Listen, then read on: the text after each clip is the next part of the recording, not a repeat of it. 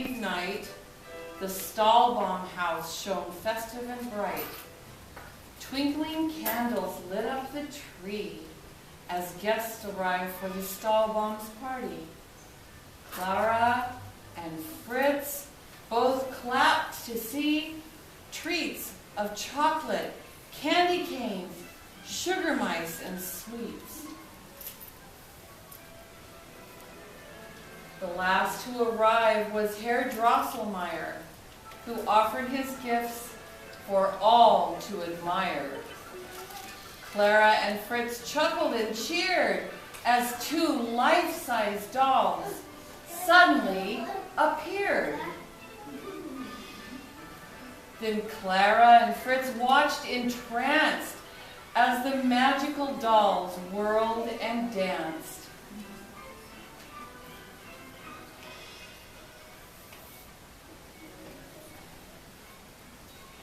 Herr Drosselmeyer took out the best gift of all. He gave Clara a splendid Nutcracker doll.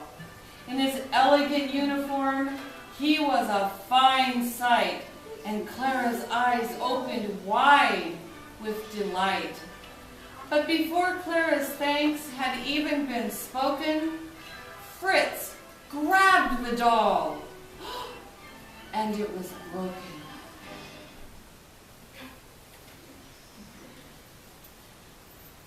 Herr Drosselmeyer, being kindly and good, tried mending the Nutcracker's splintered wood. Then after much feasting, dancing, and play, Herr Drosselmeyer left on his sleigh. As they waved goodnight, Clara's mother said, "Hurry now, children, it's time for bed."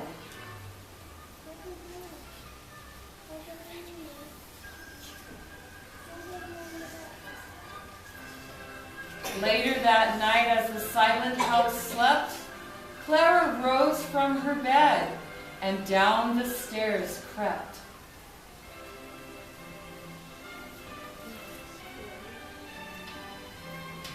Then among all the presents she quickly sought the Nutcracker that Herr Drosselmeyer brought. Snuggling down with the doll at her chest, she waited for sweet dreams to fill her night's rest. But before very long she awoke with a fright, startled by strange sounds in the still night. Sitting up quickly and blinking her eyes, she saw that the toys had grown to life size. Her beloved Nutcracker stood mighty and tall. When she stood beside him, Clara felt small.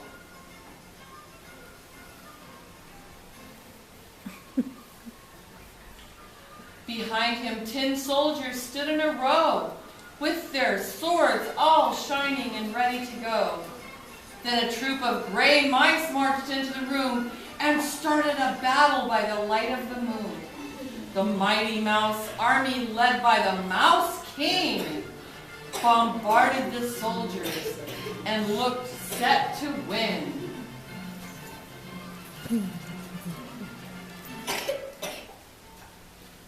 The Nutcracker commanded as best as he could, but they were outnumbered. It didn't look good. When the Nutcracker fell, Clara took up her shoe and aimed at the Mouse King, then desperately threw. The soldiers all cheered as the king was struck down, and the mice were defeated, and the toy seized his crown.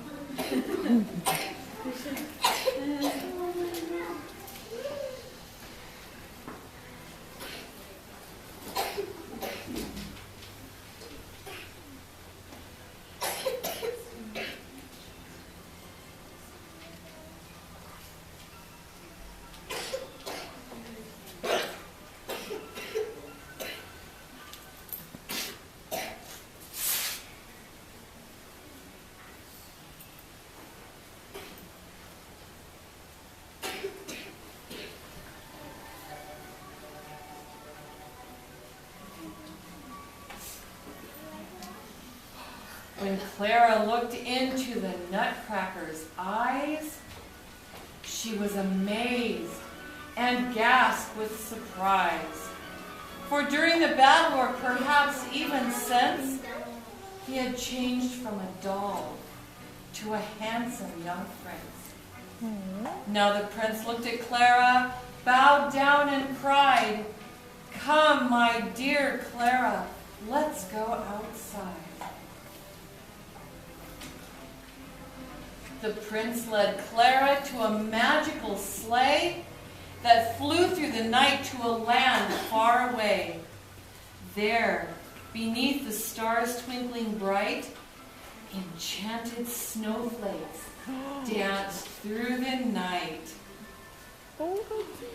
"The dance is for you," the handsome prince said, "but we mustn't stop here. There's more fun ahead."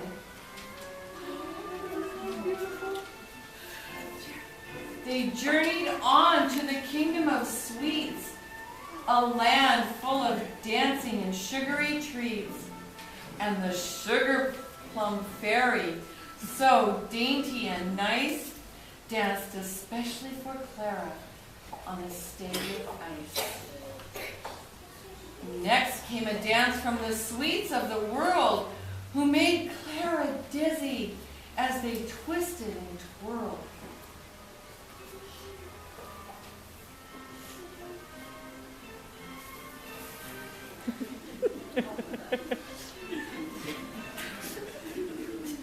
The next thing she knew, Clara was awoken, and her Nutcracker doll was no longer broken. Had her adventure been all that it seemed, or was it a fantasy she had just dreamed?